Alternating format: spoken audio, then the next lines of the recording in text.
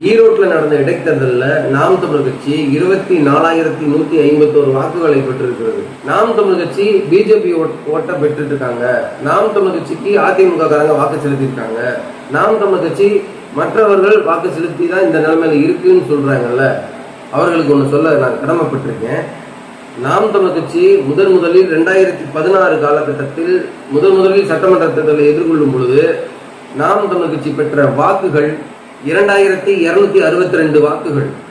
அதன் பிறகு 2019 5820 வாக்குகள், 2021 11,621 வாக்குகள், அதன் பிறகு 2023 10,827 வாக்குகள், அதன் பிறகு 2024 12,802 வாக்குகள், அதன் பிறகு 2025 24,151 வாக்குகள். எப்படி படிப்படியாக நாம் தமிழர் கட்சியின் வாக்கு சதவீதம் உயர்ந்துள்ளது. அதை நீங்க கவனிக்கணும். ஓட்டு போட்டவங்க எல்லாம் நாம் தமிழர் கட்சிக்காரனா இல்ல, ஓட்டு போட்டவங்க எல்லாம் திமுக காரன், அதிமுக காரன், பாஜக காரன், மற்ற கட்சிக்காரன் தான்.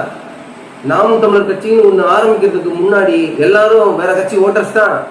ஆனா நாம் தமிழர் கட்சி ஆரம்பிச்சதுக்கு அப்புறம் எல்லாரும் நாம் தமிழர் கட்சிக்கு வாக்கு செலுத்துறான் அப்படின்னா அவன் நாம் தமிழர் கட்சி ஓட்டர்ஸ் தான். திமுக ஓட்டு நாம் தமிழுக்கு வந்துடலாம், ஆனா நாம் தமிழ் ஓட்டு ஒருபோதும் திமுகவுக்கு போகாது. அதிமுக ஓட்டு நாம் தமிழர் கட்சிக்கு போட்டுருவான், ஆனா நாம் தமிழர் கட்சி ஓட்டு அதிமுகவுக்கு போகாது. அதிமுக திமுக இருக்கிறவர்களும் அவர்களுடைய பிள்ளைகளும் புதிதாக வாக்கு செலுத்துவது நாம் தமிழர் கட்சிக்கு தான்.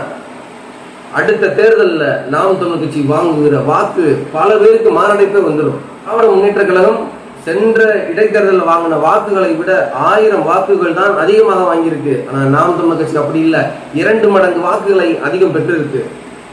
எரியும், வயிறு எரியும், நல்லா எரியும். 2026 நாம் தமிழர் கட்சி வாங்குகிற வாக்கு சதவீதம் பல பேருக்கு வயிறு எரியும், மாரடைப்பு வரும். நாம் தமிழர் கட்சியோட வாக்காளர்கள் வேற எந்த கட்சிக்கும் வாக்கு செலுத்த மாட்டாங்க. ஆனா திராவிட முன்னேற்ற கழகத்துக்கும் அண்ணா திராவிட முன்னேற்ற கழகத்துக்கும் வாக்கு செலுத்தியவர்கள், பிஜேபிக்கு வாக்கு செலுத்தியவர்கள் நாம் தமிழர் கட்சிக்கு வாக்கு செலுத்துவார்கள்.